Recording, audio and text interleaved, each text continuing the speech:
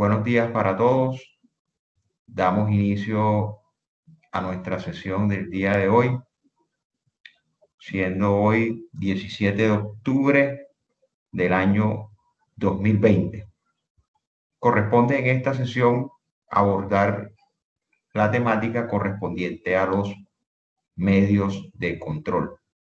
Vamos a iniciar hoy estudiando los siguientes medios de control: nulidad por inconstitucionalidad, que está consagrado en el artículo 135 de la ley 1437. Vamos a hablar también del control inmediato de legalidad, que está en el artículo 136 de la ley 1437, y finalmente abordaremos el tema de la nulidad simple o el medio de control de nulidad, que está en el artículo 137 de la ley 1437. En ese orden trataremos de explicar de manera amplia estos tres medios de control. Esperemos que el tiempo nos alcance y nos rinda para explicarlos los tres de manera concreta, expresa, pero también de manera amplia.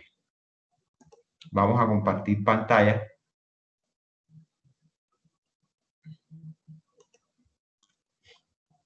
Compartirle una presentación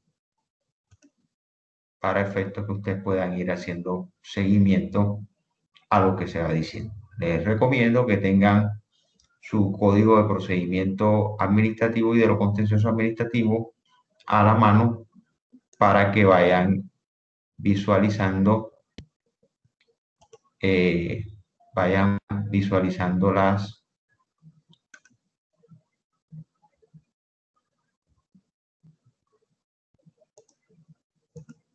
las normas que vamos leyendo.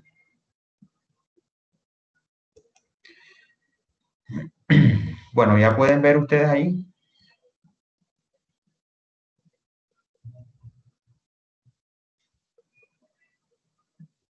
Sí, profe. Ya.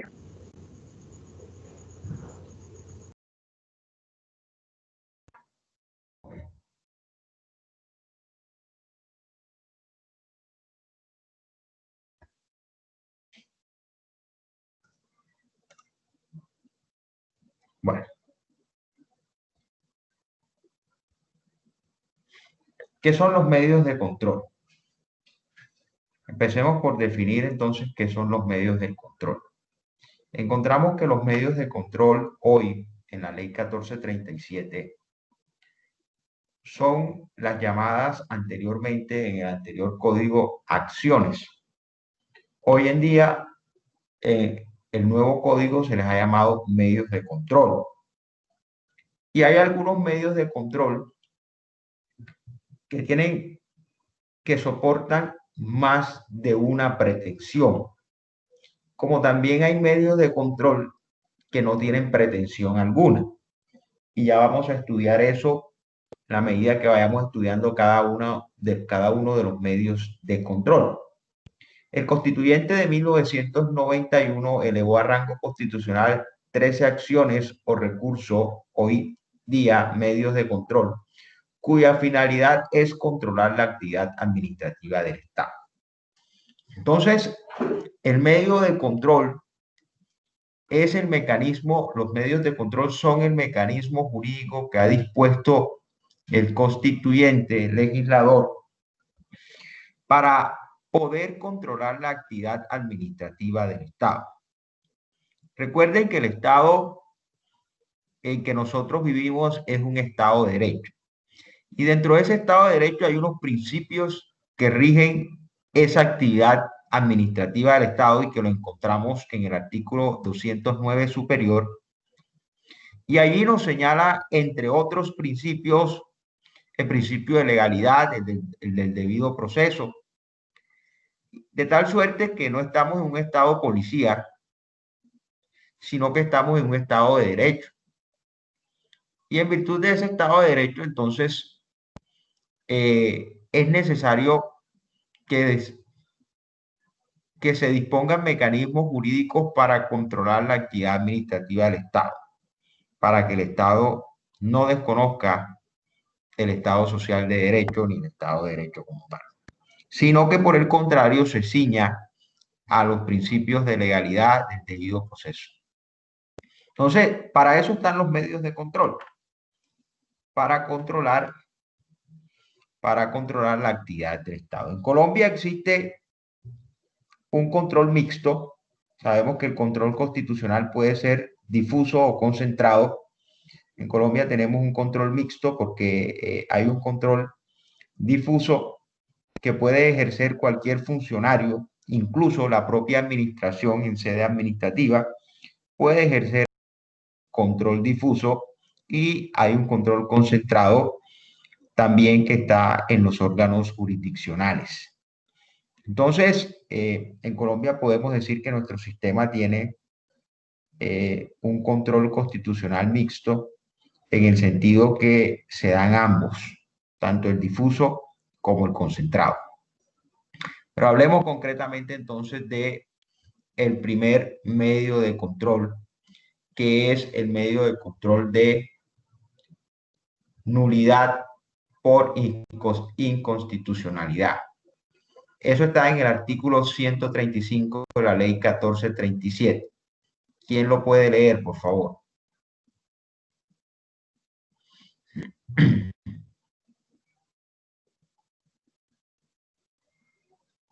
Alguien que por favor lea el artículo 135.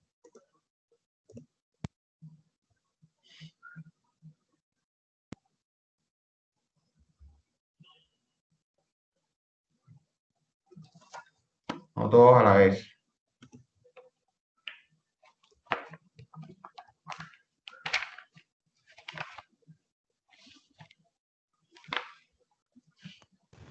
Profe, ¿qué artículo es que estoy teniendo mal conexión? ¿Ah? Artículo 135. Allí lo tiene en la diapositiva. Y en la diapositiva arriba está nulidad por inconstitucionalidad, artículo 135.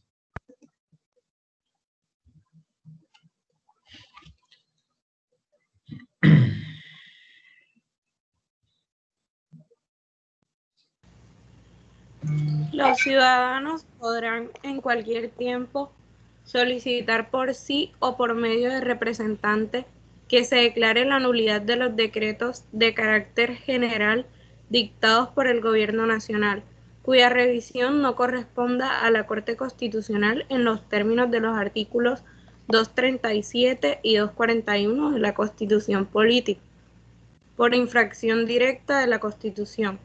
También podrán pedir la nulidad por inconstitucionalidad de los actos de carácter general que por expresa disposición constitucional sean expedidos por entidades u organismos distintos del Gobierno Nacional. Parágrafo. El Consejo de Estado no estará limitado para proferir su decisión a los cargos formulados en la demanda.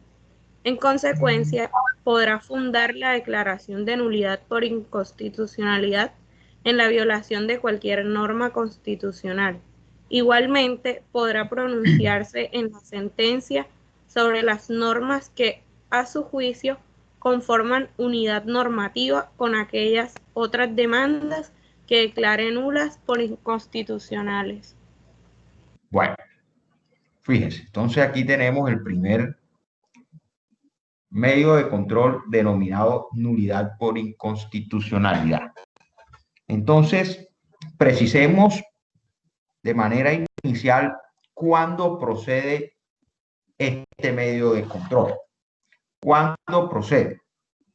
Procede cuando se solicita la nulidad de los decretos de carácter general dictados por el Gobierno Nacional o contra los actos de carácter general dictados o expedidos por entidades u organismos distintos del Gobierno Nacional, y cuya revisión, muy importante esto, cuya revisión no corresponda a la Corte Constitucional. Entonces, no se puede confundir el medio de control de nulidad por inconstitucional con la acción de inconstitucionalidad, ni tampoco se puede confundir con aquellas competencias que en virtud constitucional, en virtud de las disposiciones constitucionales, corresponden a la Corte Constitucional. Entonces ya vamos a explicar esto de manera más detallada. Pero vamos entonces a estudiar parte por parte este artículo 135 de la Ley 1437 para ir haciendo algunas precisiones. Lo primero que debemos señalar es quiénes tienen la facultad para interponer este medio de control o quienes tienen la titularidad de la acción o del medio de control de nulidad por inconstitucionalidad. Lo primero que debemos señalar es que la facultad para interponer o la titularidad para ejercer este medio de control recae en los ciudadanos. Y cuando la norma dice los ciudadanos, debemos entender ciudadanos en los términos del artículo 40 de la Constitución Política. Es decir, aquellos que pueden elegir y ser elegidos. En otras palabras, aquellos que participan en la conformación del poder político de la nación. Ello implica entonces que el titular o la persona que pueda ejercer esta acción tiene que ser un ciudadano colombiano y que además tiene que ser mayor de edad. Porque si es un ciudadano que pueda elegir y ser elegido, ello implica que deba ser mayor de edad. Porque los menores de edad en Colombia no pueden votar, no pueden elegir ni ser elegidos. Entonces, cuando dice el artículo 135 que la titularidad de la acción está en cabeza de los ciudadanos, debemos entender ciudadanos en los términos del artículo 40 superior, repito, aquellos que pueden conformar el poder político de la nación, en consecuencia pueden elegir y ser elegidos. Eso es muy importante precisarlo y saber quiénes tienen la titularidad. Ahora bien, ellos lo pueden hacer directamente o por medio de representantes. Entiéndase por medio de apoderado judicial. Entonces, fíjese que esta es una acción que en principio, un medio de control que en principio no requiere para su comparecencia hacerlo a través de representante o abogado, sino que la persona, el ciudadano, directamente puede ejercer el medio de control. Ya el ciudadano determinará si lo hace de manera directa o lo hace a través de representante. Entonces, esto es muy importante. Entonces, precisemos nuevamente cuáles son e identifiquemos cuáles son los actos generales dictados por el gobierno nacional. Habíamos dicho que este medio de control procede contra decretos de carácter general expedidos por el gobierno nacional, pero también procede contra actos de carácter general dictados por cualquier otra entidad u organismo distintos al gobierno nacional. Entonces tenemos dos puntos. Primero, los decretos generales dictados por el gobierno nacional y por otra parte tenemos los actos generales, entiéndase actos administrativos generales dictados por entidades u organismos distintos al gobierno nacional. Estos actos y estos decretos son el objeto del control del medio de control de nulidad por inconstitucionalidad. Entonces, fíjese que la propia norma excluye todos aquellos actos que están sometidos al control de la Corte Constitucional, perdón. en los términos de los artículos 237 y 241 de la misma Carta Política. Ahora, ¿cuáles son esos actos que son competencia exclusiva de la Corte Constitucional y que están señalados en los artículos 237 y 241 de la Carta Política? No son otros que los decretos leyes y los decretos extraordinarios dictados con fundamento en los artículos 150, numeral 10, y los decretos legislativos proferidos en ejercicio de la competencia de los artículos 212, 213 y 215. Es decir, aquellos que son proferidos en el marco de los estados de excepción. Entonces, aquellos decretos que son proferidos en el marco de los estados de excepción, esos son competencias de la Corte Constitucional.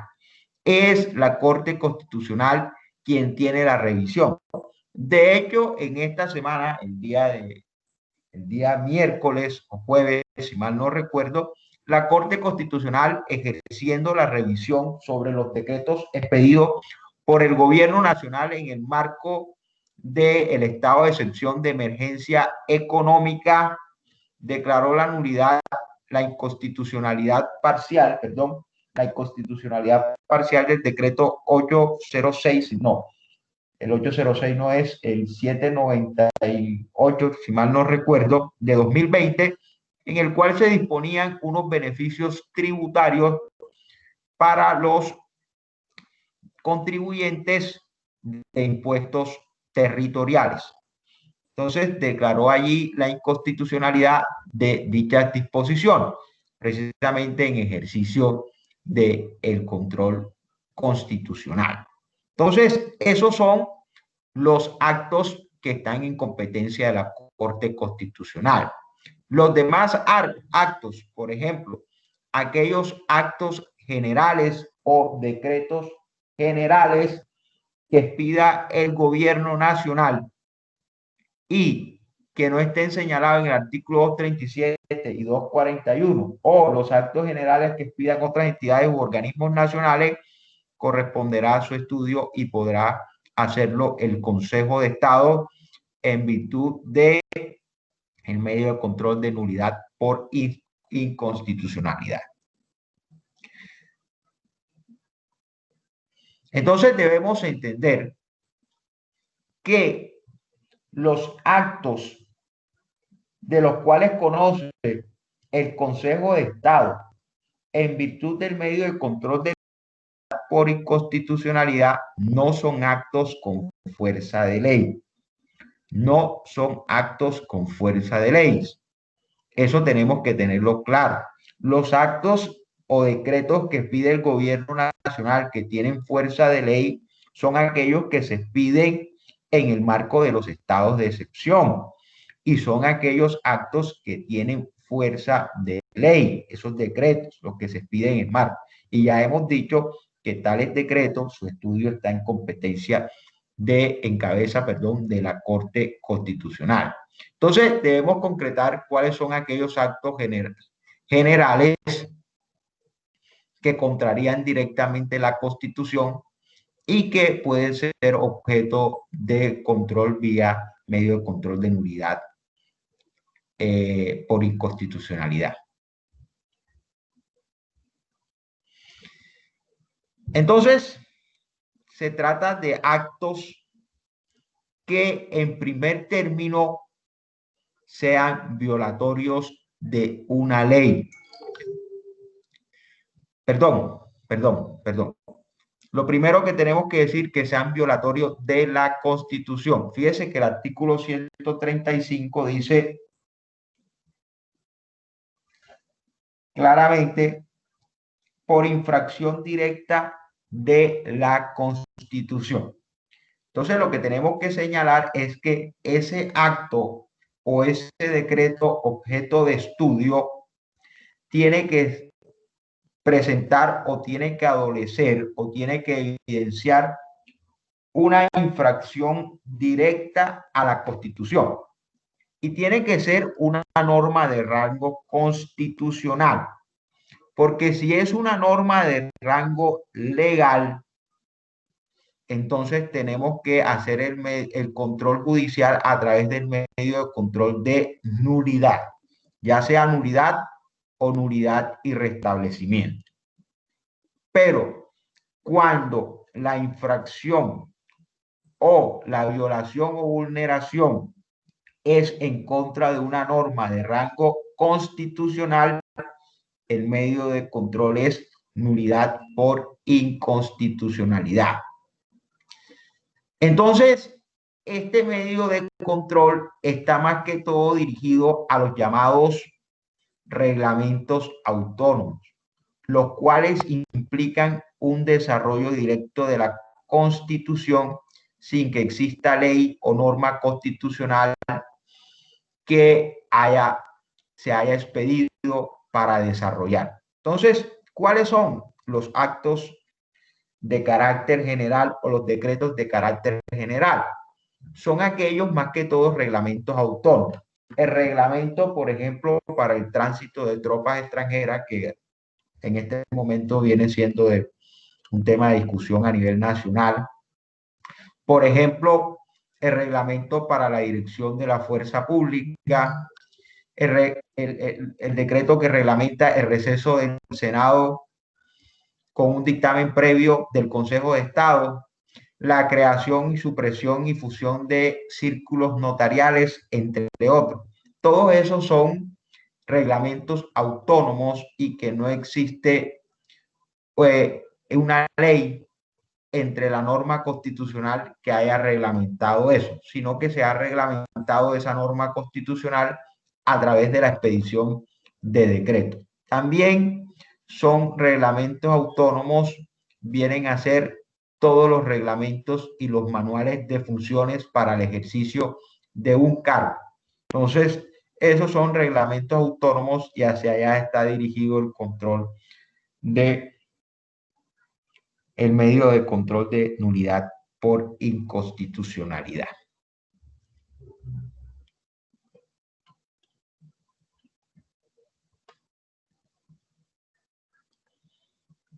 Estos actos generales o decretos generales no solamente pueden ser expedidos por el gobierno nacional, sino que también pueden ser expedidos por autoridades diferentes al gobierno nacional.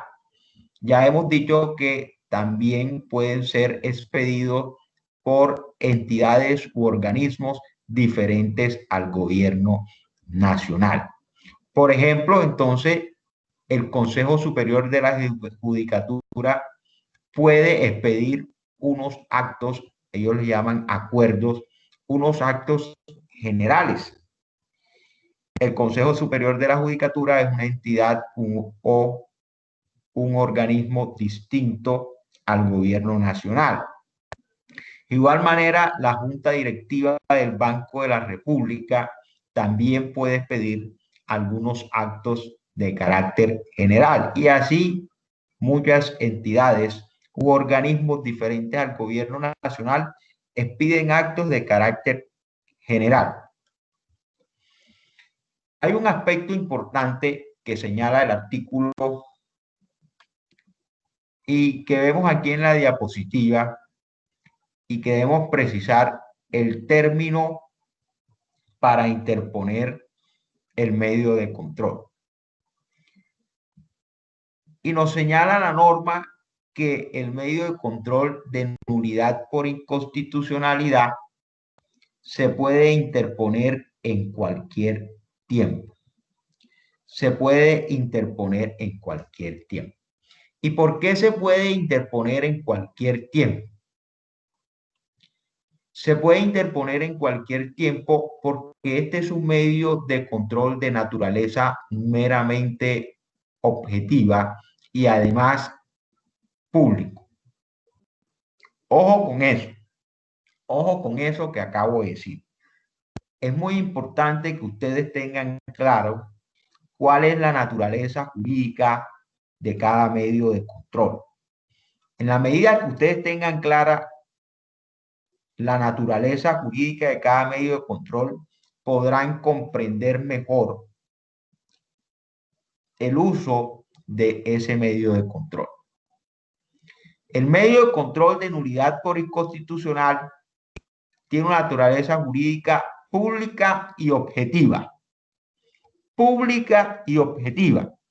Es público, es un medio de control de naturaleza pública por cuanto cualquier persona que sea ciudadano puede ejercerlo. Cualquier persona que sea ciudadana puede ejercer. Y además es de naturaleza objetiva porque no pretende ninguna pretensión subjetiva. Aquí el actor lo único que pretende es proteger de manera objetiva el marco jurídico constitucional. Es decir, que se proteja y se dé cumplimiento a lo estipulado en el artículo 4 de la Constitución Política, que señala que siempre que haya controversias entre una norma de carácter constitucional y una norma de rango inferior, debe prevalecer la norma constitucional. Entonces, es meramente objetiva porque lo único que se pretende con este medio de control es que prevalezca el marco jurídico interno, el marco jurídico constitucional. En otras palabras, lo que se pretende es que el marco jurídico constitucional no se vea fracturado o resquebrajado por la expedición de decretos y actos administrativos de carácter general. Entonces, aquí no hay ninguna pretensión subjetiva que procure el restablecimiento del derecho o el reconocimiento de un derecho meramente subjetivo. Aquí la pretensión es meramente objetiva porque lo que se busca, repito, es que reine en el Estado social de derecho el principio de legalidad. Es decir, que los actos que pida la administración se sujeten al marco jurídico vigente y concretamente al marco constitucional vigente. De tal suerte que los actos administrativos que pide la administración no pueden ir en contravía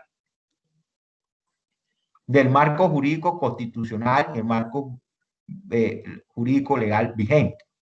Entonces, fíjense que aquí lo único que se pretende es que se declare la nulidad de un decreto o un acto administrativo de carácter general por ser violatorio a la Constitución. Entonces, la naturaleza jurídica, repito, del medio de control de nulidad por inconstitucionalidad es que es un medio de control meramente objetivo, de carácter de naturaleza jurídica pública y objetiva.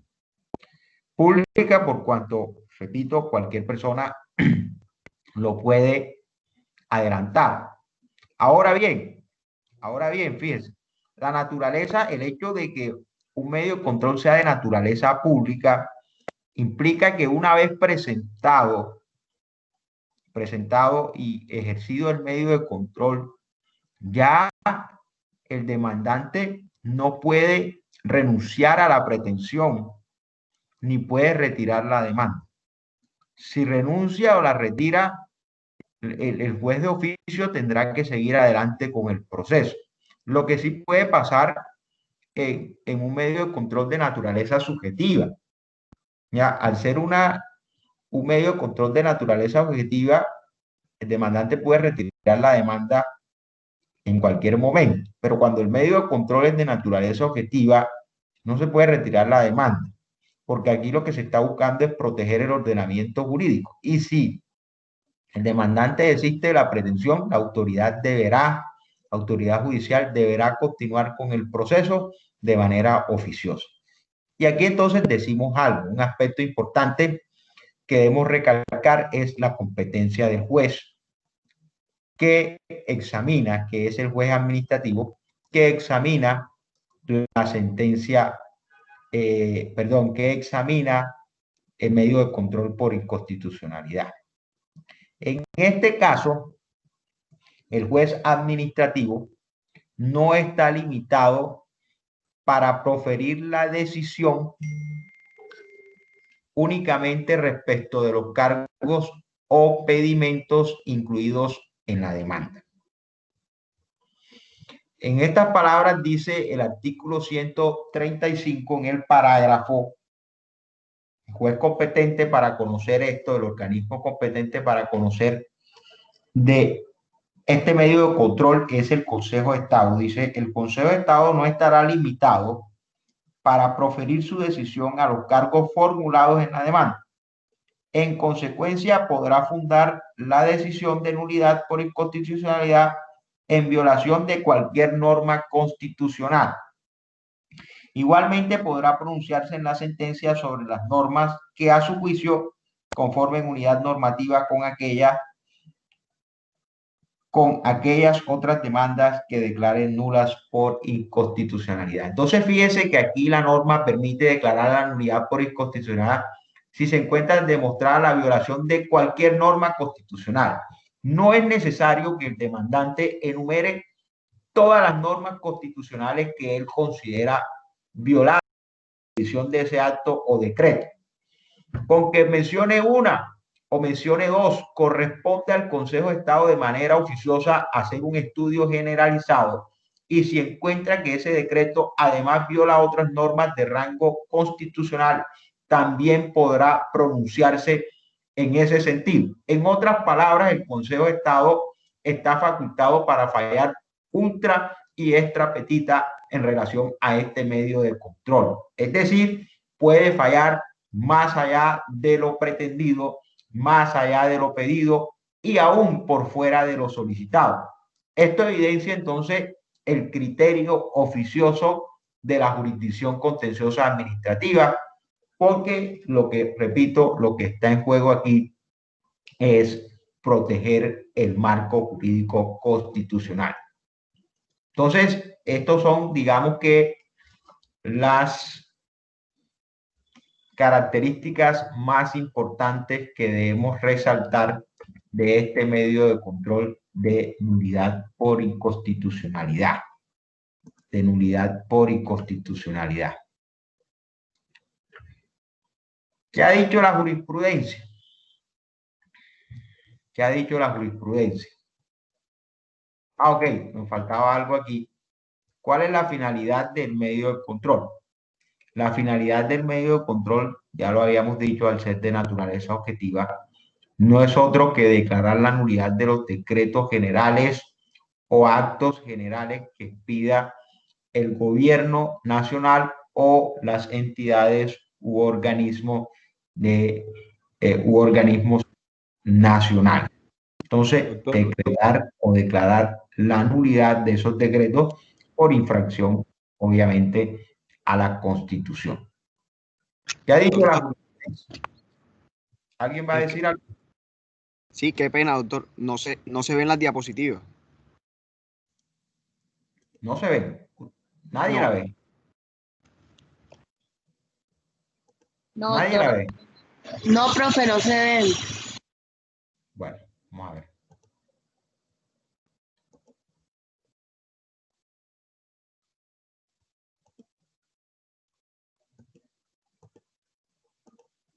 No sé qué pasó aquí. Ahora.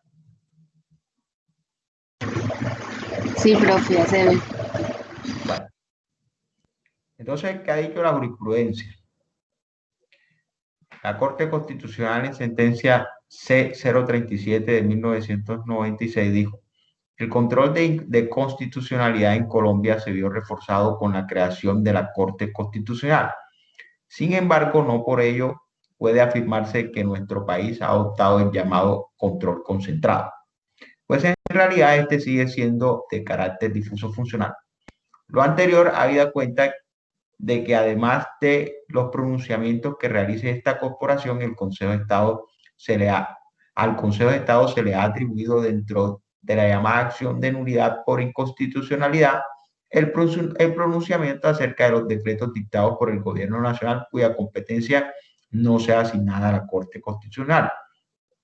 De otro lado, el artículo 4 superior consagra la denominada excepción de inconstitucionalidad, a través de la cual en un caso concreto y con efectos interpartes, un juez o inclusive una autoridad administrativa pueden abstenerse de aplicar una norma en aquellos eventos en que ésta contradiga en forma flagrante el texto de la Carta Política. Dentro de los parámetros definidos por el artículo 86 fundamental, cada juez de la República, al momento de resolver de un asunto de tutela, también está siendo parte de la llamada jurisdicción constitucional. Ahí entonces está otro extracto del Consejo de Estado, dice: por mandato constitucional expreso, el control abstracto de constitucionalidad lo ejercen la Corte Constitucional y la Sala Plena de los Contenciosos Administrativos del Consejo de Estado. La primera con base en el control automático previo y posteriores respecto de las leyes ordinarias, estatutarias y orgánicas, tanto como sobre los decretos legislativos y decretos leyes dictados por el Gobierno Nacional. Artículos 241 y 242 de la Constitución Política. La Sala Plena de los Contenciosos Administrativos del Consejo de Estado ejerce en el ámbito del control abstracto de constitucionalidad una competencia residual.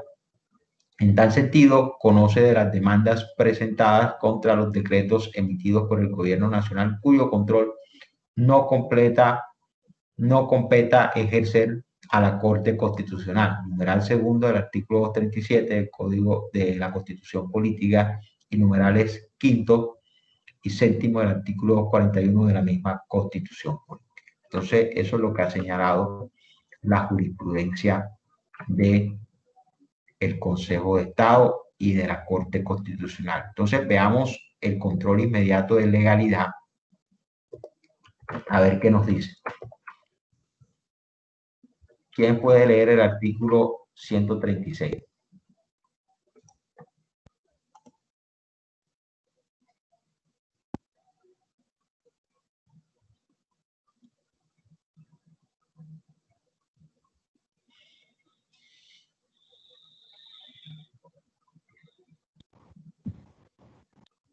Control inmediato de legalidad. Artículo 136.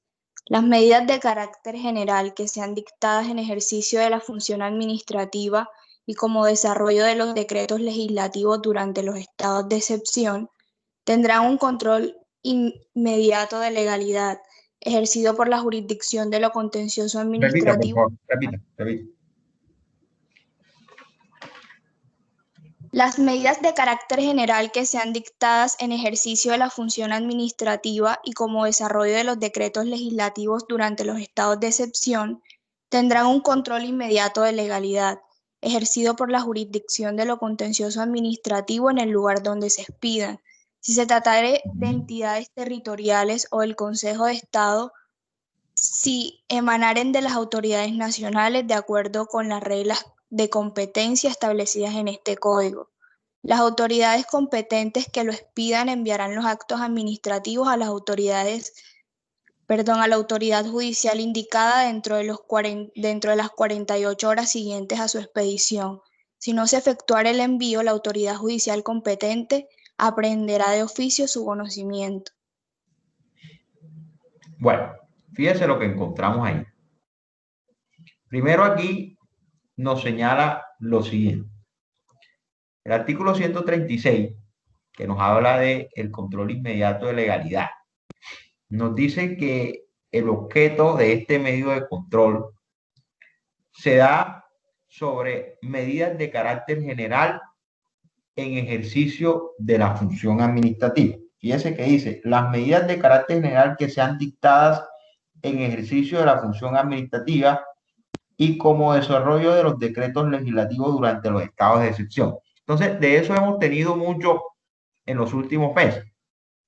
Llevamos, desde que comenzó esta pandemia, hemos estado en curso de uno de los estados de excepción, ¿verdad? Estado de excepción por emergencia económica, por emergencia sanitaria, por emergencia ambiental. Entonces, en esos, dentro del marco de ese estado de excepción, el Gobierno Nacional ha expedido muchos decretos legislativos y que han sido objeto de desarrollo y que han sido objeto de desarrollo por las entidades territoriales. Así entonces, por ejemplo, ustedes ven que el gobierno nacional expide un decreto legislativo y cada entidad territorial, llámese alcaldía, llámese distritos, municipios a través de sus alcaldías y departamentos a través de sus gobernaciones, han expedido también decretos por medio del cual desarrollan o reglamentan el acto administrativo de carácter nacional. Entonces, esos decretos que expiden las alcaldías, esos decretos que expiden los departamentos en desarrollo de los decretos legislativos nacionales son el objeto de control inmediato de legalidad. ¿Cuándo se hace ese control inmediato de legalidad? Una vez la entidad territorial o la entidad administrativa expida el acto administrativo, tiene 48 horas para remitirlo, si es un organismo de carácter nacional, al Consejo de Estado. Al Consejo de Estado. Pero si es un organismo o un ente territorial u organismo territorial, a los tribunales administrativos. Entonces, fíjese que la competencia ahí está definida, que si se trata de organismos de orden nacional, la competencia para ejercer el control inmediato de legalidad es el Consejo de Estado, pero si se trata de un ente de orden territorial, la competencia está en cabeza de los tribunales administrativos. Este medio de control es de los llamados medios de control que no tienen pretensión. Es decir, es algo que se da de manera inmediata y si no se da dentro de las 48 horas, el juez administrativo o la autoridad administrativa asumirá su conocimiento de manera oficiosa. Entonces, no es necesario aquí ninguna pretensión, no es necesario aquí que se formule una demanda donde usted tenga un acápite de pretensiones y diga, por favor, decrétese la nulidad de este acto administrativo. No, es un control que se surte de manera automática. Y si no se surte de manera automática porque la autoridad administrativa no traslada para conocimiento de la autoridad judicial dicho acto administrativo dentro de las 48 horas, este lo tiene que asumir de manera oficiosa. Entonces, aquí vemos un cambio significativo en la facultad de juez administrativo, porque es que normalmente la justicia contenciosa administrativa es una justicia rogada. Sin embargo, aquí la norma nos dice que el juez podrá de manera oficiosa abocar el conocimiento. Así lo señala de manera clara el artículo 136 de la ley 1437. Entonces ya hemos visto cuáles son las reglas de competencia y a las autoridades a quien compete. Autoridad a quien compete, ya vimos que, repito, si el acto administrativo es pedido por una autoridad de carácter nacional, la competencia está en cabeza del Consejo de Estado, y si es por una entidad territorial, la competencia está en cabeza de los tribunales administrativos. Esta acción o este medio de control tiene un antecedente que es el artículo 20 de la ley 37 de 1994 y es la ley, realmente esta es una ley que regula los estados de excepción. Esta es una ley, la ley que es la ley 137 de 1994 es la ley que regula los estados de excepción. Por eso se dice que estos decretos o estos actos administrativos los expide la autoridad en desarrollo de los decretos ley que pide el gobierno nacional en el marco de los estados de excepción. Entonces, realmente lo que hizo el artículo 136 fue transcribir lo que dice el artículo 20 de la ley 137 de 1994. Ahí hay un error porque dice ley 37 y realmente es ley 137. Ley 137 de 1994, que es la que regula los estados de excepción. Entonces, frente a este medio de control, no tenemos mayor cosa que agregar. No tenemos mayor cosa que agregar. Vamos a ver aquí qué nos ha dicho la jurisprudencia respecto a este tema. Nos dice una sentencia del Consejo de Estado en sala plena de el 5 de marzo de 2012, dice: el control inmediato de legalidad es el medio jurídico para examinar los actos administrativos de carácter general que se piden al amparo de los estados de excepción. Esto es, actos administrativos que desarrollan o reglamentan un decreto legislativo. El examen de legalidad se realiza mediante la confrontación del acto administrativo con las normas constitucionales que permiten la declaratoria de los estados de excepción. La ley estatutaria de los estados de excepción, ley 137 de 1994, y los decretos expedidos por el Gobierno Nacional con ocasión de la declaratoria del estado de excepción. En sus características podemos decir que es un control automático, inmediato, es decir, tan pronto se expide el acto administrativo general, el Gobierno Nacional debe enviarlo o la autoridad territorial debe enviarlo para que se ejerza el control correspondiente. Es autónomo, es posible que se controlen los actos administrativos antes de que la Corte Constitucional se pronuncie sobre la constitucionalidad del decreto que declara el estado de excepción. Es correcto. Fíjese que hasta esta semana la Corte Constitucional se pronunció sobre el decreto que establece unos beneficios en materia tributaria. Pero ya, por ejemplo, en el distrito de Cartagena, ese beneficio está operando hace como 3 o 4 meses. Y seguramente ya ese decreto pasó al Tribunal Administrativo para que surtiera su revisión.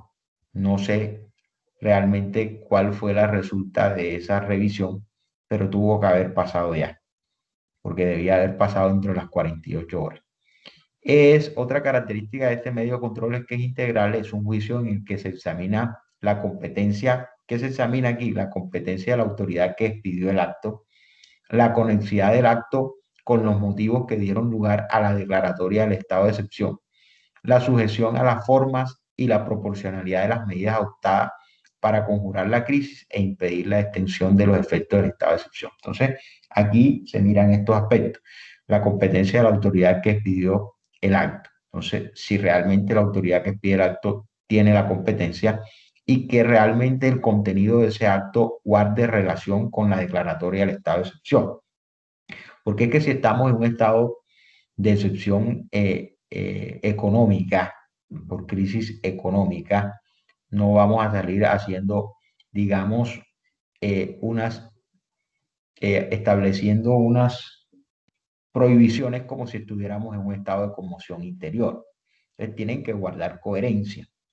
Y la sujeción a las formas. Esto habla del procedimiento y la legalidad. También se examina la proporcionalidad de las medidas adoptadas en dicho decreto. Es decir, que las medidas que se adopten allí sean también coherentes y sean proporcionales a la crisis para impedir que la crisis se expanda. ¿Alguna pregunta hasta allí?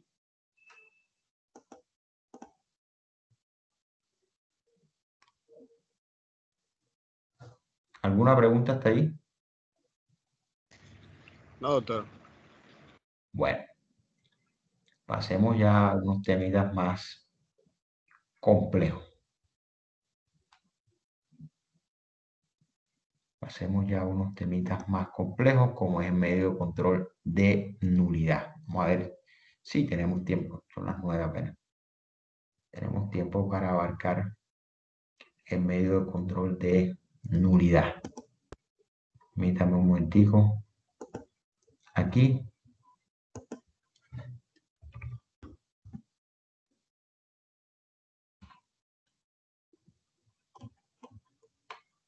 Bueno, entonces hablemos de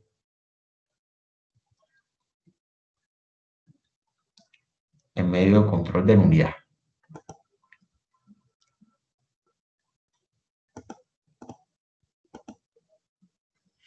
El medio de control de nulidad constituye la acción típica, una de las acciones más comunes de la jurisdicción contenciosa administrativa. Este medio de control se deriva del principio de legalidad. Y entonces debemos señalar aquí, de entrada, la naturaleza jurídica de este medio de control. Es una acción de carácter jurisdiccional, no administrativa, es de naturaleza pública y es de naturaleza jurídica objetiva. Es jurisdiccional porque se surte ante la jurisdicción contenciosa administrativa, no es un medio de control que se surta ante la administración, sino ante la autoridad judicial.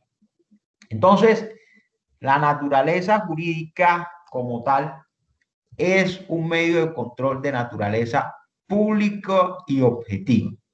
Y es público y objetiva, ya lo vamos a ver, porque puede ser ejercido este medio de control por cualquier persona, a diferencia de la nulidad por inconstitucionalidad, donde la norma nos señala que puede ser ejercido por los ciudadanos, es decir, ya hemos explicado, aquellos que conforman el poder político de la nación y que en virtud de ello pueden elegir y ser elegidos. Aquí la norma no nos pone ese limitante, sino que nos dice cualquier persona. Y cualquier persona implica que esa persona puede ser nacional, ciudadano colombiano o no.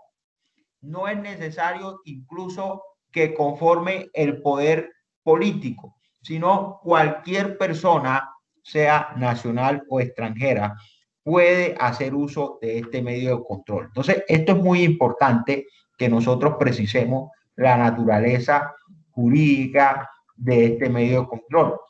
Y ya hemos señalado que su naturaleza jurídica es pública y objetiva. Y es objetiva porque este medio de control no persigue ninguna pretensión subjetiva de reconocimiento de un derecho o de restablecimiento de un derecho. Si lo que se pretende es el restablecimiento del derecho, entonces el medio de control idóneo sería el de nulidad y restablecimiento. Cuando nosotros utilizamos el medio de control de nulidad, o como le llaman algunos, de nulidad simple, aquí lo único que se pretende es salvaguardar el marco jurídico legal. Y aquí hay una precisión importante que hacer. ¿Cuál es la diferencia entre el medio de control de nulidad y el medio de control de nulidad por inconstitucionalidad? La diferencia estriba en que el medio de control de nulidad por inconstitucionalidad tiene por objeto resguardar el marco jurídico constitucional cuando quiera que un decreto o un acto de carácter general ha violentado una norma de rango constitucional. En tanto que el medio de control de nulidad lo que busca garantizar es el marco jurídico legal, es decir, actos administrativos que violenten una norma de rango legal, es decir, una ley. Entonces, esa es la diferencia. Cuando la infracción es contra una norma de rango constitucionalidad, de rango constitucional, nos vamos por el medio de control de nulidad por inconstitucionalidad. Y cuando la infracción es contra una ley, nos vamos por el medio de control de nulidad si no hay pretensión de restablecimiento de derecho. Si hay pretensión de restablecimiento de derecho, entonces nos vamos por el medio de control de nulidad y restablecimiento. Ahora, otra cosa importante que debemos señalar es contra qué actos administrativos procede. Y en principio y regla general, el medio de control de nulidad procede contra actos administrativos de carácter general. Y usted me preguntará, doctor Ospino, ¿y por qué solamente contra actos administrativos de carácter general? Porque es que normalmente los actos administrativos de carácter generales no tienen pretensiones subjetivas y de manera general y regla general, perdón, no afectan derechos subjetivos, sino que son expedidos de carácter general. Ahora bien, cuando ese acto administrativo de carácter general por alguna circunstancia afecte un derecho subjetivo, allí entonces se debe proceder de otra manera. Y eso lo vamos a ver cuando estudiemos el medio de control de nulidad y restablecimiento del derecho. Medio de nulidad y restablecimiento. Entonces, hay que ir precisando algunos aspectos muy importantes aquí. Es decir, entonces, que esta es la acción, o este es el medio de construcción de jurisdicción, uno de los medios más utilizados en ejercicio de la jurisdicción administrativa y que tiene por objeto guardar el principio de legalidad. Y repito, la administración en toda su función administrativa tiene que desarrollar la función administrativa con apego al principio de legalidad, como quiera que el principio de legalidad es un principio funcional de la administración o de la función pública. Así lo señala el artículo 209 de la Constitución Política. Históricamente, en Colombia y en el mundo entero han habido algunos periodos donde se admitió que el Estado estaba por encima del derecho, como por ejemplo el Estado policía. En el Estado policía se permitía y se decía que el Estado estaba por encima del derecho, pero hoy en día nosotros no estamos en un Estado policía, estamos en un Estado de derecho y concretamente en un Estado social de derecho. Ese Estado de derecho impone que la administración tiene que ser la primera que se sujete al derecho. Y aquí, cuando nosotros decimos derecho, tenemos que entender derecho en un sentido amplio que abarca todo el marco jurídico. Cuando aquí nos dice que hay una infracción a la ley, tenemos que entender ley en sentido amplio, como si nos dijera derecho o marco jurídico. Todo el ordenamiento legal. Todo el ordenamiento legal. Entonces, muy importante el principio de legalidad y que la administración se sujete al principio de legalidad en ejercicio de sus funciones. Entonces, ya hemos dicho contra qué actos procede este medio de control y hemos señalado que este medio de control procede contra actos administrativos en principio de carácter general. Pero también hemos dicho que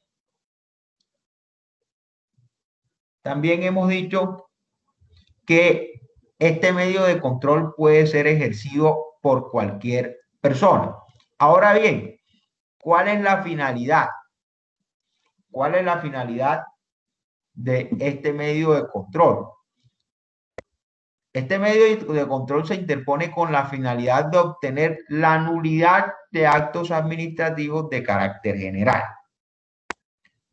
de las circulares de servicio o de los actos que certifican y los actos de registro. Entonces, se puede interponer contra actos administrativos de carácter general, también contra circulares de servicio y de los actos de certificación o actos de registro. Entonces, esa es la finalidad, es que se declare la nulidad de esos actos por violación a la ley. Muy importante señalar aquí, cuando se formule la demanda de nulidad, así como sucede en la demanda de nulidad por inconstitucionalidad, el demandante tiene que señalar cuáles son las normas que se violen. Y si bien es cierto, en el medio de control de nulidad por inconstitucionalidad, hay un control también oficioso en el sentido de que no es necesario que se adviertan todas las normas. Cuando hablamos de las acciones de nulidad, sea de nulidad o de nulidad de restablecimiento del derecho, el demandante tiene que colocar un acápite que se llama normas violadas y concepto de violación. Normas violadas y concepto de violación. En ese acápite, el demandante va a señalar cuáles son las normas que a su juicio considera viola ese acto administrativo, esa certificación o ese registro. Y en este sentido, repito, tienen que ser normas de orden legal, no de orden constitucional. Normas de orden legal. Porque si son normas de orden constitucional, entonces tenemos que irnos por medio de control de nulidad por inconstitucionalidad. Entonces, tienen que señalar las normas de orden legal que a su juicio ese acto administrativo está violando.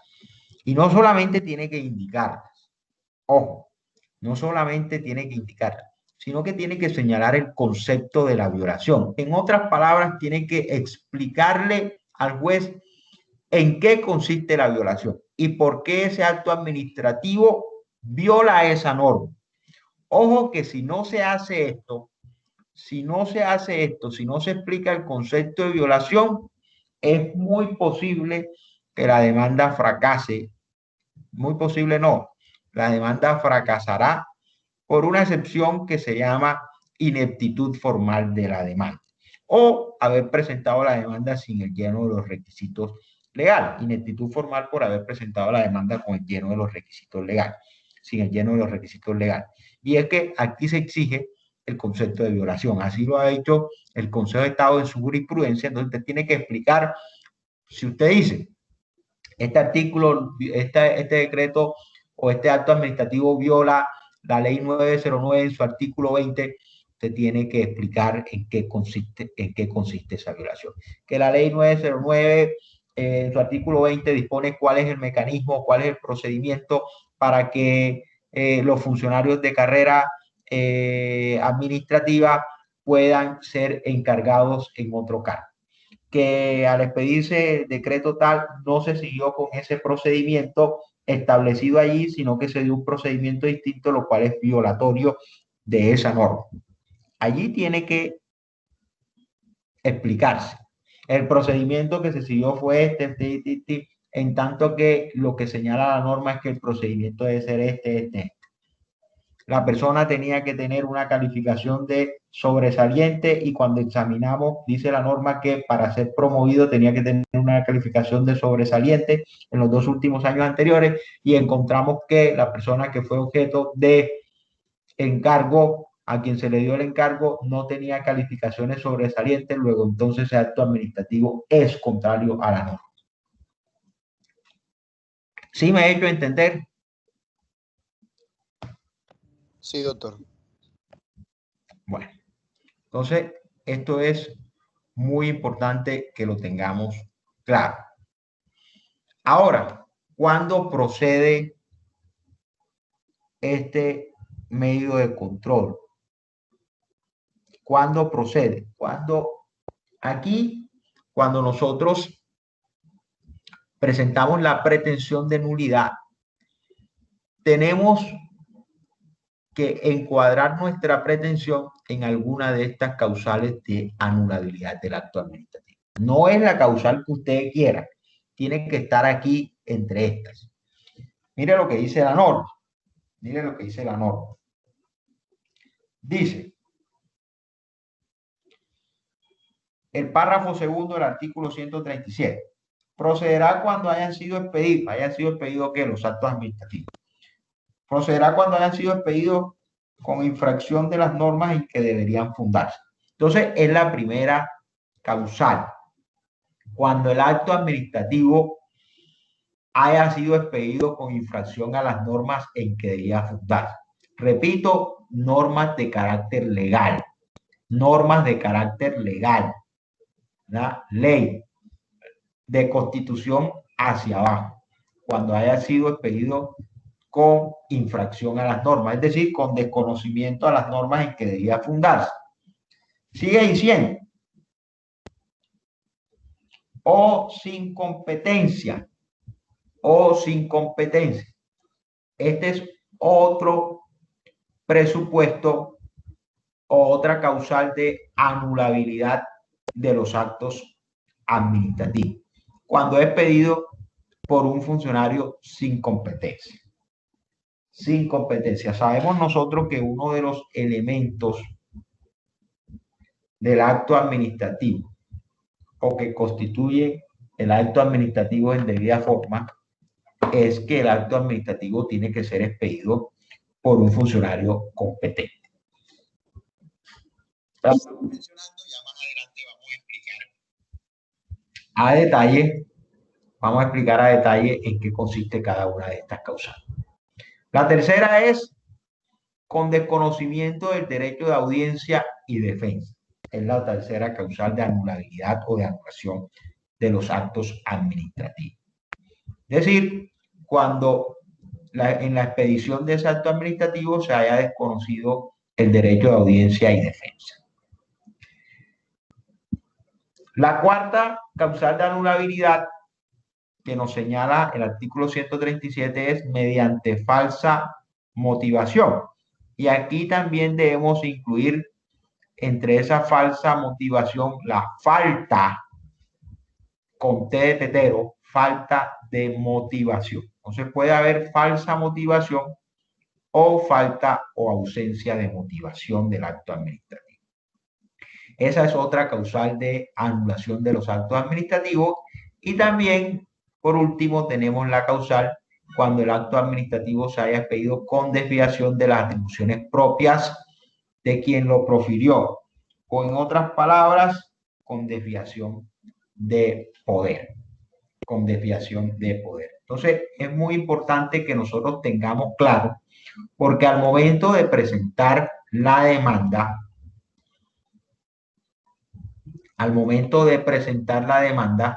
nosotros tenemos que señalar de manera clara cuál es la causal de anulabilidad que nosotros vamos a escoger. Entonces, esto es muy, muy importante. Muy importante que nosotros señalemos esto. Y aquí vamos a comenzar a explicar una por una en qué consisten estas causales. ¿En qué consisten estas causales?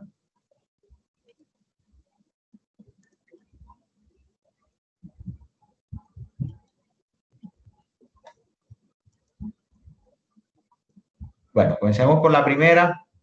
Y la primera es cuando haya sido expedido con infracción en las normas en que debía fundarse. Cuando se dice que un acto administrativo debe ser declarado nulo porque ha violado las normas en que debía fundarse, se está haciendo referencia al respeto que debe mostrar la administración por el ordenamiento jurídico. Un respeto que debe ser de manera objetiva. Como ya hemos dicho, una de las características de naturaleza jurídica de este medio de control es que es de naturaleza público y objetivo. Público y objetivo. Entonces, habíamos sentado un precedente cuando hablamos del medio de control de nulidad por inconstitucionalidad y habíamos dicho que cuando estamos frente a medios de control de naturaleza pública y objetiva, ello implica que el accionante no puede desistir ni renunciar a la pretensión. No puede. Y si en caso de que lo haga, corresponderá al juez continuar oficiosamente con el trámite de la demanda.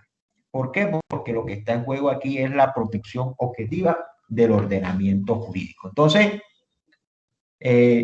cuando hablamos que un acto administrativo es nulo o debe ser declarado nulo por violación a las normas en que debía fundarse, estamos hablando de una violación objetiva a el ordenamiento jurídico.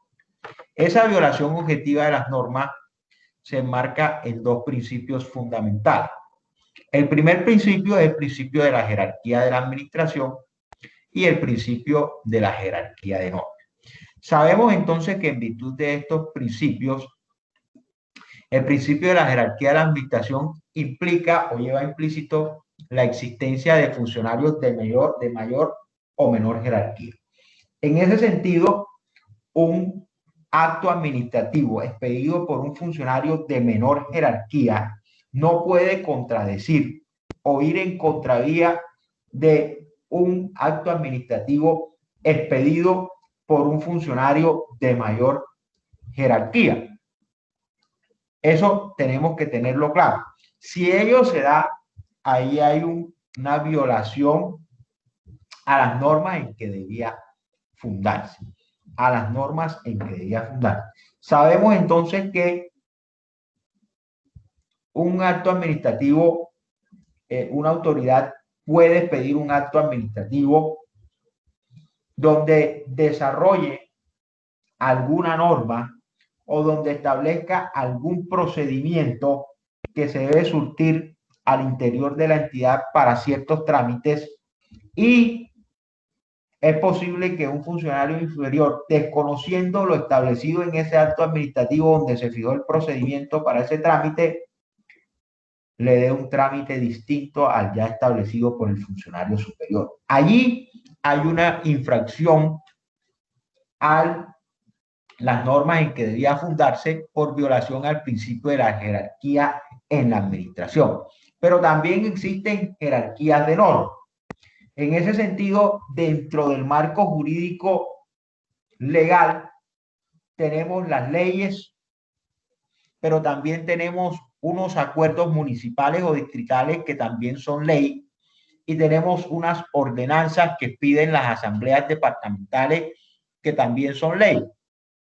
En ese orden de ideas, la jerarquía de las normas establece que los acuerdos y las ordenanzas dentro de la pirámide kelseniana de las normas y de la jerarquía de las normas están por debajo de las normas expedidas con fuerza, las normas leyes expedidas por el Congreso de la República o los decretos con fuerza de ley expedidos por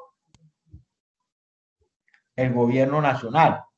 Entonces, cuando un acuerdo o una ordenanza es contrario a lo que dice la ley, entonces en ese sentido se deberá declarar la nulidad por violación al principio de la jerarquía de las normas. Les voy a poner un ejemplo práctico. El año pasado el Tribunal Administrativo de Bolívar declaró la nulidad de unos artículos del Estatuto Tributario Distrital de Cartagena que consagraban un tributo denominado sobretasa deportiva, y declaró la nulidad porque el acuerdo distrital por medio del cual se expidió el Estatuto Tributario Distrital desconoció normas de rango de ley, en el sentido que desconoció el principio de legalidad, como quiera que para que se pudiera crear ese tributo tenía que existir una ley que lo autorizara, y no existía ley que autorizara el cobro o el cobro de ese tributo o la creación de ese tributo. Entonces, fíjense que ahí el motivo fue por infracción a las normas en que debía fundarse, por haber desconocido normas de carácter legal que dicen que para que se cree un tributo de orden territorial tiene que ser previamente autorizado por el Congreso. Tiene que haberse expedido una ley por el Congreso. Entonces, ojo con esos dos principios. Puede ser un principio de jerarquía de la administración o puede ser por un principio de jerarquía de normas. Entonces, habrá que señalar cuáles son las normas que se consideran violadas y exponer el concepto de violación. Pasemos entonces a mirar la segunda causal de anulabilidad de los actos administrativos, y es que hayan sido expedidos por un funcionario incompetente o en forma irregular. O sea, aquí, ojo que hay dos causales. Ojo que aquí hay dos causales. La primera es cuando haya sido expedido por un funcionario sin competencia, y luego vamos a ver cuando ha sido expedido en forma irregular. Y vamos a ver la diferencia entre uno y otro. Entonces, sabemos que los actos administrativos deben ser expedidos por funcionarios con facultades para hacerlo. Esas facultades la ley le denomina competencia. En otras palabras, que tengan las atribuciones para expresar la voluntad de la administración o de la ley en el acto administrativo. Cuando el funcionario se atribuye facultades que no le corresponden y profiere un acto, entonces está incurso en una causal de incompetencia. Y esto es lo que genera el vicio en el acto administrativo, que es causal, que constituye entonces una causal de anulabilidad del acto administrativo. Esta causal o este vicio del acto administrativo se puede presentar en dos circunstancias. Vamos a ver cuáles son esas dos circunstancias. La primera circunstancia es que el funcionario que expide el acto administrativo carezca de toda atribución administrativa para expedir. Carezca de toda atribución administrativa para expedir. Es decir, el funcionario es un usurpador del poder y que se inmiscuye en la administración sin tener ninguna facultad. Ninguna facultad. Por ejemplo, aquí podemos tener un ejemplo en el sentido de que hay una persona que pide un acto administrativo, pero no tiene ninguna facultad para ello, ninguna facultad, pero se las atribuye. Se las atribuye, porque no tiene jurisdicción. Es como si el alcalde de Cartagena expidiera un acto administrativo para regular la situación de orden público en el municipio de Turbaco. No tiene ninguna facultad. Ahora, aquí tenemos que hablar de los denominados funcionarios de hecho o de facto. ¿Quiénes son los funcionarios de hecho o de facto? Los funcionarios de hecho o de facto son aquellas personas que comienzan a ejercer un cargo y lo comienzan a ejercer de manera irregular. Le voy a poner un ejemplo más claro. A Pedro Pérez le dicen: señor, lo voy a nombrar secretario de Educación del departamento de Bolívar. Y ya todo está dado para que Pedro Pérez sea el secretario de Educación del departamento de Bolívar. Pero resulta que el señor Pedro Pérez hizo ya el empalme, ya está en la oficina, ya salió el otro secretario y el señor Pedro Pérez ya se cree el secretario, pero todavía no ha sido nombrado y no ha tomado posesión del cargo. Y entonces el señor Pedro Pérez, sin haber sido nombrado y sin haber tomado posesión del cargo, comienza a suscribir actos administrativos. Es un funcionario de facto, porque todavía no ha suscrito su posesión. O puede pasar que esté nombrado, mas no posesionado en el cargo. Pues son dos actos distintos. El de nombramiento es uno, luego el acto administrativo de posesión es otro. Entonces, es un funcionario de hecho o de facto. Ahora, las consecuencias de esos actos jurídicos de esos funcionarios de hecho o de facto, ha dicho el Consejo de Estado y la misma Corte Constitucional, que pueden tener validez frente a terceros de buena fe. Frente a terceros de buena fe. Y esto para proteger precisamente la buena fe en las actuaciones de estos terceros. Pero ello no implica que ese acto administrativo pueda estar viciado en nulidad, porque el funcionario que lo expide carece de cualquier competencia administrativa para el cargo. En segundo lugar, tenemos que decir que el funcionario que expide el acto administrativo tiene algunas competencias, pero actúa por fuera de sus competencias. Es la segunda situación que se puede presentar. El funcionario tiene competencia, es decir, tiene jurisdicción y tiene competencia, pero excede sus competencias. Es decir, el acto administrativo que expide sale de la órbita de sus competencias. Un ejemplo podría ser el mismo secretario de Educación departamental expide un acto administrativo relacionado con,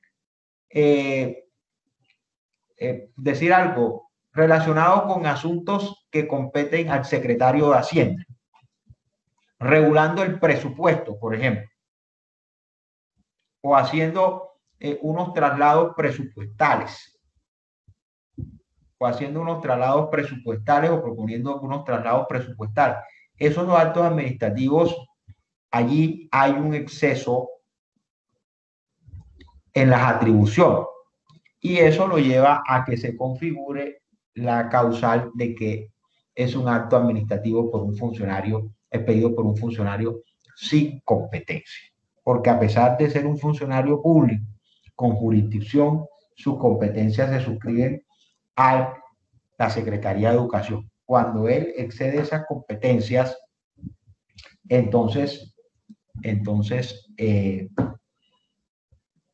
estamos hablando de un acto administrativo expedido sin competencia. Otro ejemplo, el director de tránsito de Cartagena expide un acto administrativo para regular el tránsito en Tupac.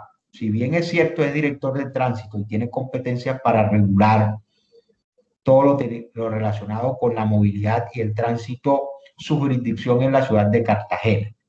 Entonces no tiene competencias para regular tránsito fuera de su jurisdicción. Si expide un acto administrativo en tal sentido, entonces estará actuando por fuera de su competencia. Ahora bien, podemos hablar de que existe una incompetencia relacionada con la materia del acto, ¿verdad? Y este asunto debemos señalar que se mira en el acto por su propia naturaleza. Y es el ejemplo que le acabo de decir. Secretario de Educación profiere un acto administrativo que es propio del secretario de Hacienda. Entonces allí podemos decir que existe una nulidad del acto administrativo con relación a la materia a que hace referencia el acto administrativo. También podemos decir que el acto administrativo puede ser sin competencia y la competencia se puede predicar del lugar de la expedición del acto. El ejemplo que les puse, el secretario de Tránsito de Cartagena expidiendo un acto administrativo para regular la movilidad y el tráfico en el municipio de Turbaco. Obviamente no tiene competencia, entonces hay incompetencia por el lugar de expedición del acto. Cuanto quiera que la autoridad administrativa no tiene competencia en el lugar donde supuestamente va a regir o a surtir efectos de ese acto administrativo.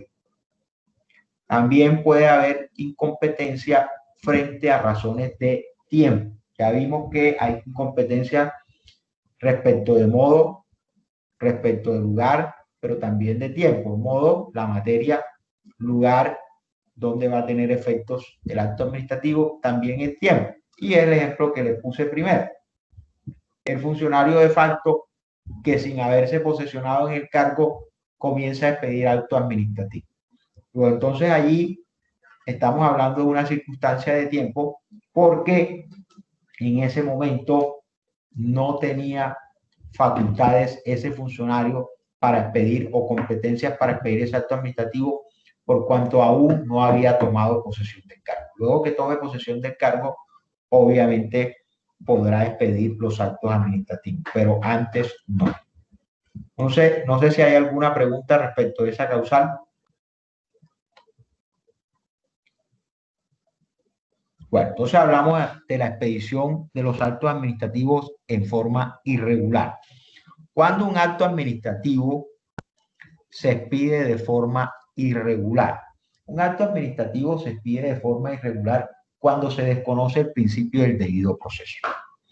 Cuando se desconoce el debido proceso.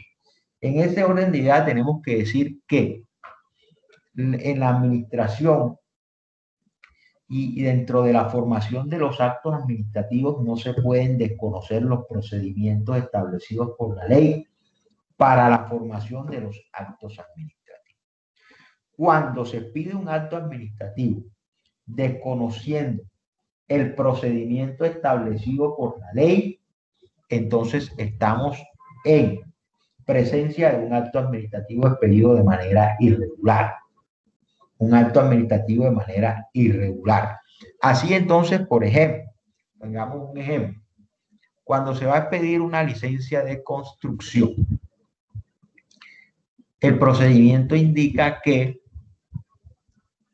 de una edificación, el procedimiento indica que se debe notificar a los vecinos aledaños a esa construcción para que estos puedan ejercer su derecho de defensa, sobre todo si son construcciones grandes, si van a construir ahí una clínica, si van a construir un centro comercial, en fin, eso se debe socializar con los moradores y con los residentes aledaños para que estos puedan presentar su defensa frente a eso, su oposición si lo consideran necesario. De tal manera que si se pide el acto administrativo sin agotar ese paso, hay un vicio en la formación de ese acto administrativo, porque se omitió un paso que era obligatorio según el procedimiento. Entonces ahí hay un acto administrativo que en su formación presenta irregularidades. Presenta irregularidades por haber irrespetado precisamente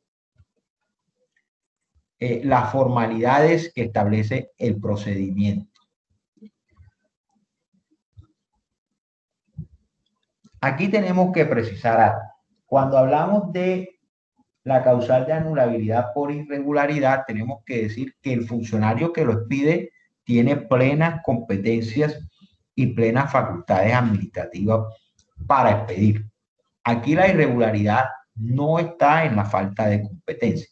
Aquí la irregularidad está en el vicio que se genera por haber desconocido el procedimiento que establece la ley para expedir, lo cual constituye una condición esencial para su validez.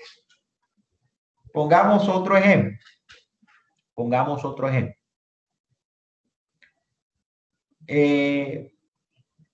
Digamos que hay un procedimiento que inicia con una petición y en dicha petición el peticionario solicita el reconocimiento de un derecho. Pero ese reconocimiento de ese derecho, si se le reconoce, implica la afectación de un derecho de un tercero.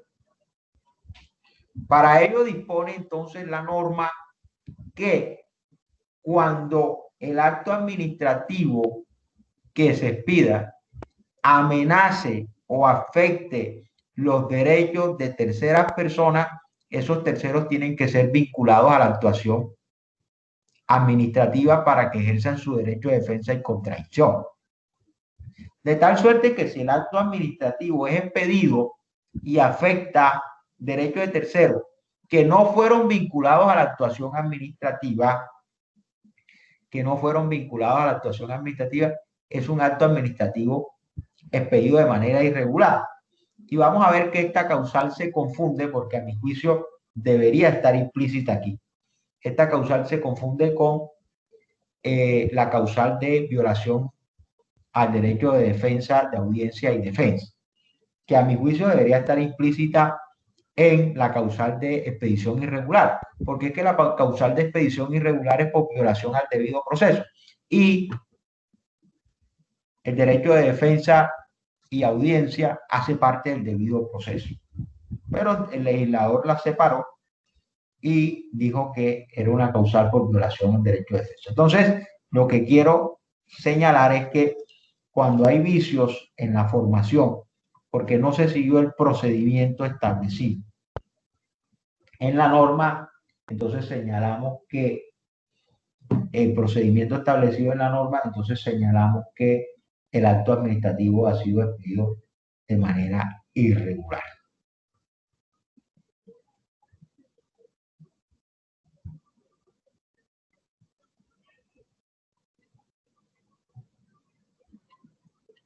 Ahora bien, tenemos que definir que la jurisprudencia del Consejo de Estado ha señalado que esa irregularidad que se va a estructurar como vicio del acto administrativo tiene que ser una irregularidad sustancial. Tiene que ser una irregularidad sustancial, es decir, aquellas irregularidades que violan o que debe tratarse de aquellas irregularidades que desconocen garantías del debido proceso y que por ende constituyen unos derechos fundamentales de los administrados. La violación de simples formalidades no generan causal de expedición, no generan la causal de nulidad por irregularidad del acto administrativo. ¿Alguna pregunta hasta ahí? Bueno, sigamos con la siguiente causal.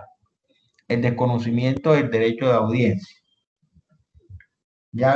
y de defensa. Ya había dicho anteriormente que a mi juicio esta causal debería estar implícita en la causal de expedición irregular del acto administrativo.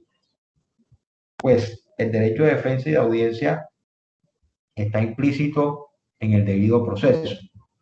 Cuando tú desconoces el derecho de defensa y de audiencia de una persona, estás desconociendo el debido proceso. Luego, entonces debería estar implícita dentro de la causal de expedición irregular de los actos administrativos, pero bueno, el legislador lo ha señalado como una causal de nulidad distinta. Igual es una causal que está sustentada en el principio del debido proceso señalado en el artículo 29 de la Constitución Política, donde los actos administrativos en su formación no deben desconocer el derecho específico de audiencia y de defensa. Y allí cabe el ejemplo que les puse anteriormente. Cuando un acto administrativo en su formación desconoce el derecho de audiencia y de defensa por no vinculación de un tercero que pueda resultar afectado con la decisión administrativa que se adopte, allí entonces hay una causal de anulabilidad por desconocimiento del derecho de defensa o de audiencia, o lo que pasa muy comúnmente cuando la administración expide actos administrativos sancionatorios sin haber notificado la causal o haber puesto en conocimiento del administrado la supuesta sanción o infracción cometida. Entonces, cuando el administrado se da cuenta es que le aparece una sanción y que debe pagar la sanción o que le han sido embargadas las cuentas con ocasión de una sanción. Y se pregunta, ¿pero en qué momento me notificaron a mí de esa sanción? Obviamente ahí hay un claro desconocimiento al derecho de audiencia y defensa, por cuanto a ese administrado no se le dio la oportunidad de concurrir al proceso, al procedimiento administrativo, a ejercer su defensa. En ese orden de ideas, entonces allí hay una causal de anulabilidad del acto administrativo por desconocimiento del derecho de audiencia y de defensa.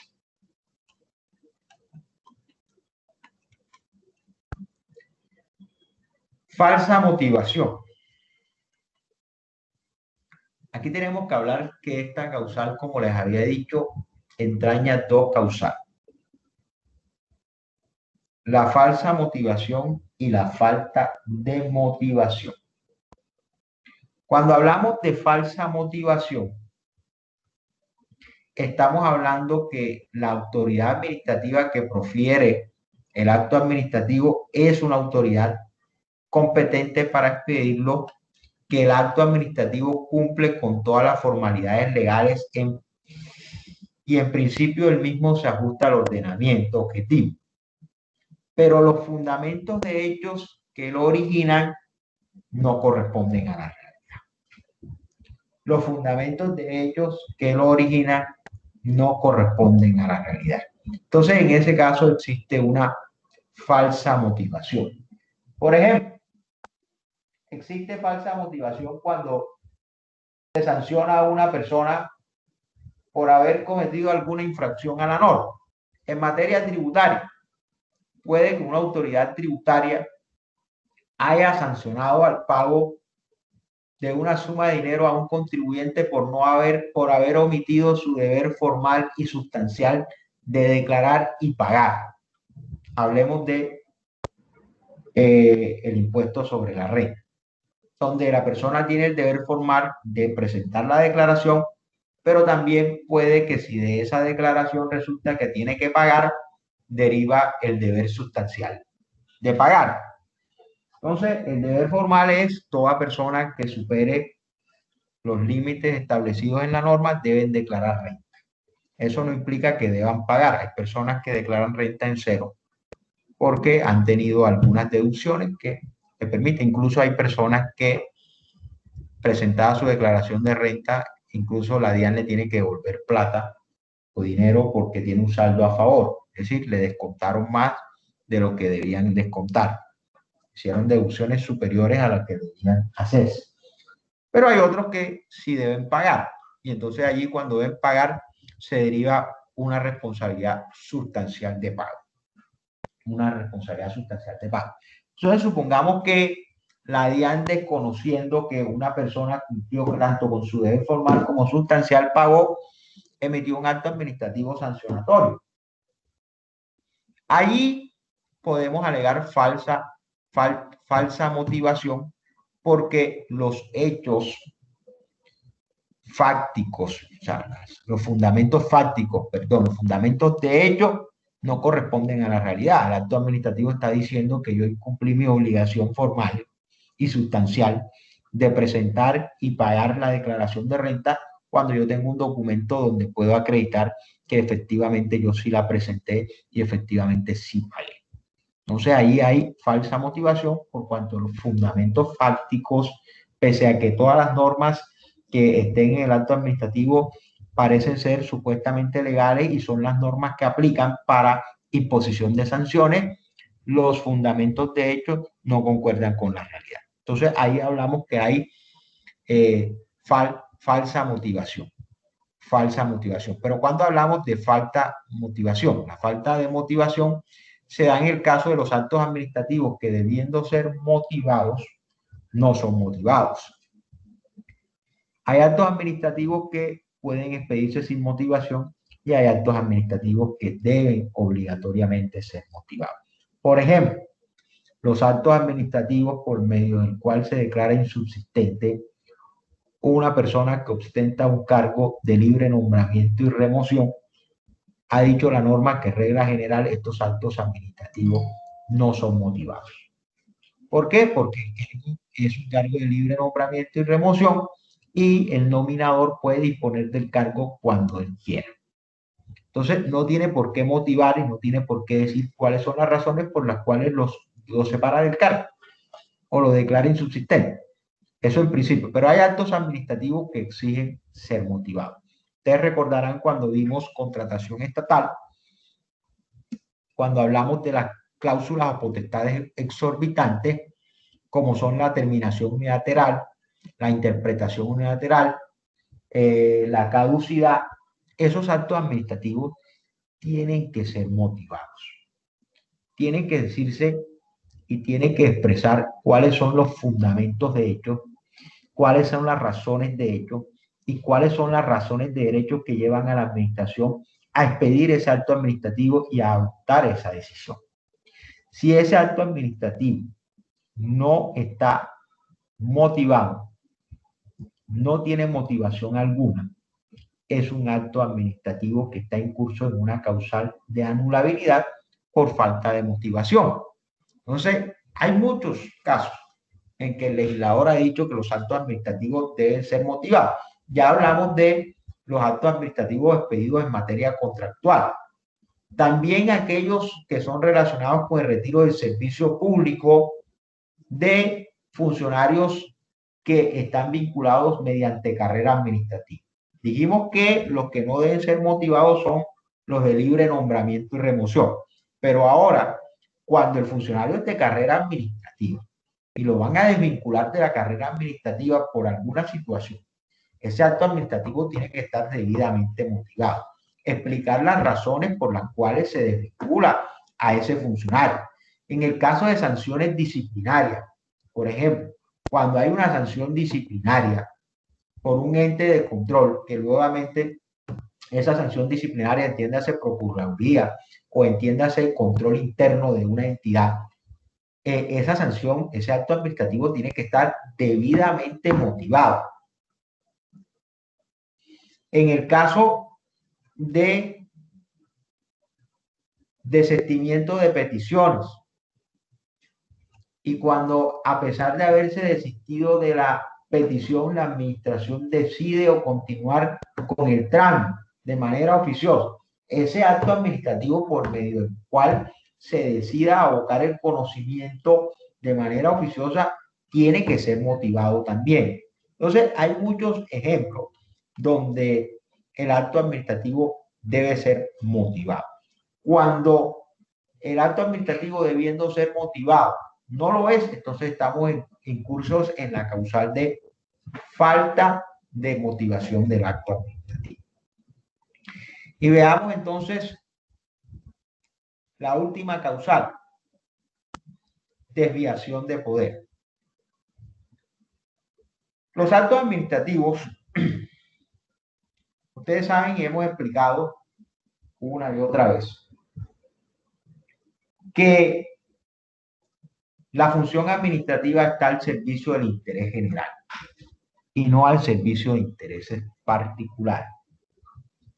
Entonces, cuando se desarrolla la función administrativa y cuando la administración se pronuncia a través de un acto administrativo, lo que está haciendo es función administrativa. Esos actos administrativos tienen que cumplir las finalidades o la función administrativa. Tienen que procurar satisfacer intereses de carácter general. En ocasiones, esos fines o intereses generales se persiguen, repito, a través de actos administrativos. Cuando en la expedición de esos actos administrativos, esos fines e intereses generales se ven torcidos o se ven encaminados a fines propios o particulares de quienes los expiden o de terceros, o para favorecer a terceros, entonces se produce el vicio de desviación o abuso de poder por parte de la autoridad pública. Desviación y abuso de poder por parte de la autoridad pública. Entonces, eso está muy claro. Aquí, la intención de la autoridad pública que expide el acto administrativo se aparta de los fines asignados al acto administrativo y a la función pública. Se aparta de los fines de la función pública, que como ya se dijo es buscar el interés general. Luego entonces estos actos administrativos se encaminan a satisfacer intereses particulares, ya sea por circunstancias ideológicas, políticas, burocráticas, de enemistad y otros de carácter similar.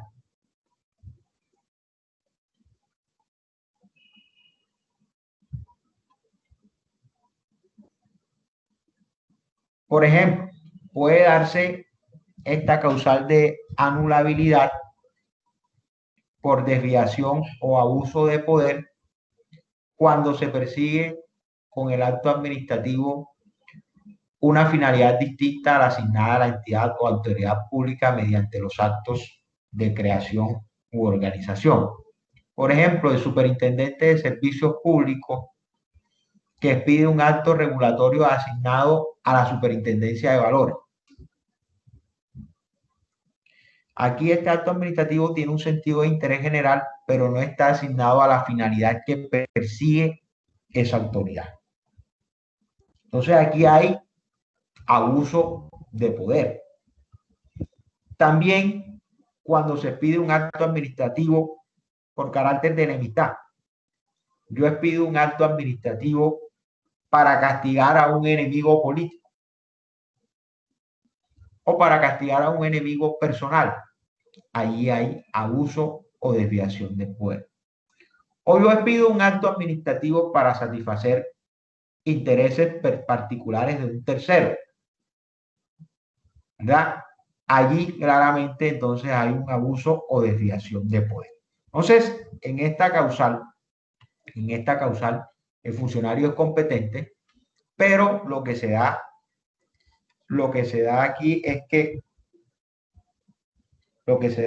que el funcionario tergiversa el interés general del acto administrativo y lo que hace entonces es buscar un interés personal o particular del acto administrativo.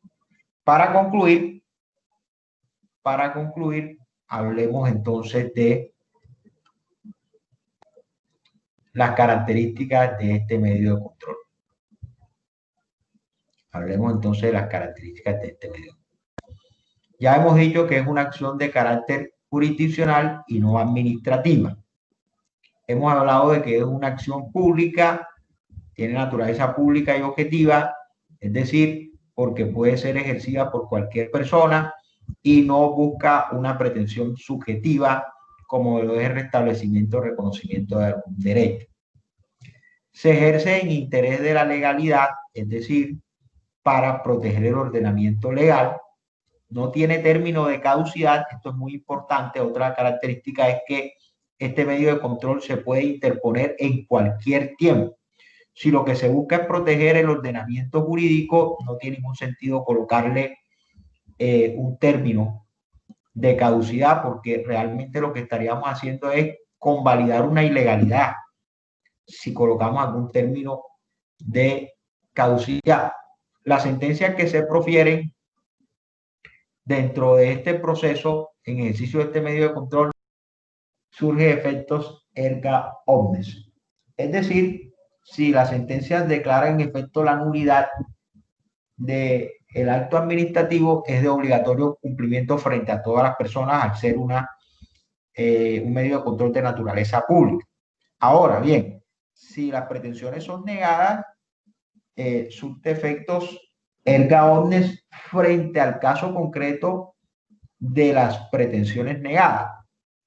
Ello no entonces prohíbe que se pueda presentar una nueva acción de nulidad por violación o con otras pretensiones o formulándose violación a unas normas distintas de las cuales ya fue objeto de pronunciamiento. Solo permite solicitudes de nulidad. Aquí no se permite solicitudes de derechos personales como restablecimiento del derecho. Si hay restablecimiento del derecho, entonces tenemos que irnos por el artículo siguiente, medio de control de nulidad y restablecimiento.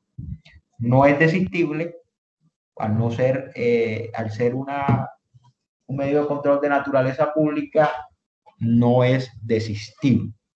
Ello quiere decir que si en caso que desista o el accionante decida no continuar con el trámite de demanda, la autoridad de manera oficiosa deberá continuar con el trámite, con el estudio de la demanda. Cualquier persona puede intervenir o coadyuvar las pretensiones de la demanda. Esto es muy importante porque al ser de naturaleza pública, no solamente cualquier persona puede presentar la demanda, sino también cualquier persona puede intervenir como un tercero o puede coadyuvar las pretensiones de la demanda. En esto estamos muy claros. Entonces, revisemos antes algo muy importante. No solamente puede, ya habíamos dicho que no solamente puede pedirse la nulidad de acto administrativo de carácter general, sino que también la nulidad de circulares de servicio y de actos de registro. Pero hay aquí una novedad. De manera excepcional, este medio de control puede proceder contra actos administrativos de contenido o de carácter particular. Había dicho que en principio procede contra actos administrativos de carácter general pero excepcionalmente procede contra actos administrativos de carácter general. Y esto es novedoso porque en el anterior código esto no era posible. Esto no era posible. Sin embargo, ahora sí es posible. ¿Cuándo? Cuando con la demanda no se persiga o de la sentencia de nulidad no se produjere o no se genere el restablecimiento automático de un derecho subjetivo a favor del demandante. Si no se genera de los efectos de la sentencia un restablecimiento de un derecho, nos podemos ir, a pesar de que sea un acto administrativo de carácter particular, nos vamos por el medio de control de nulidad. Cuando se trate de recuperar bienes de uso público, es decir, cuando se le haya, por ejemplo, cuando a través de un acto administrativo se le haya adjudicado un terreno, un bien baldío o un bien de uso público a un particular y se trate de recuperar ese bien de uso público, entonces podemos irnos allí, a pesar de que es un acto administrativo de carácter particular, por el medio de control de nulidad, porque de ahí no se deriva el restablecimiento del derecho, sino por el contrario, lo que se trata es recuperar bienes de uso público. Eso es muy común. Por ejemplo, aquí vimos el caso muy sonado ahora mismo de la exalcaldesa Judith Pinedo, que venía siendo procesada y que fue absuelta por la justicia, fue encontrada no culpable por haber vendido unos terrenos. Resulta que esos terrenos se decían que eran de uso público, pero lo cierto es que esos terrenos aparecían como terrenos baldíos, y bueno, entonces aparecían registrados como terrenos baldíos, no como de uso público, y podían ser vendidos. Pero hay casos donde las personas, puede a una persona a través de un acto administrativo reconocérsele propiedad, cosas que pasan, de no debiendo ser así, de un bien de uso público. En esos casos, a pesar de ser un acto administrativo de carácter particular, nos podemos ir por el medio de control de nulidad. Y cuando los efectos nocivos del acto administrativo afecten de manera grave el orden público, político, económico, social o ecológico. Entonces, por ejemplo, cuando se pide una resolución dando una autorización para una explotación minera, se puede ir por el medio de nulidad a pesar de carácter particular cuando quiera que se evidencie que pone en riesgo el orden ecológico. Entonces allí, a pesar de ser un acto administrativo, no se deriva ningún restablecimiento de un derecho. Bueno, jóvenes, esto es todo por hoy. Espero que la clase haya sido interesante para ustedes y de mucha ayuda. Un poco larga hoy, pero creo que debemos avanzar así, porque si no, no terminamos con el programa y no alcanzamos a ver todos los medios de control. ¿Hay alguna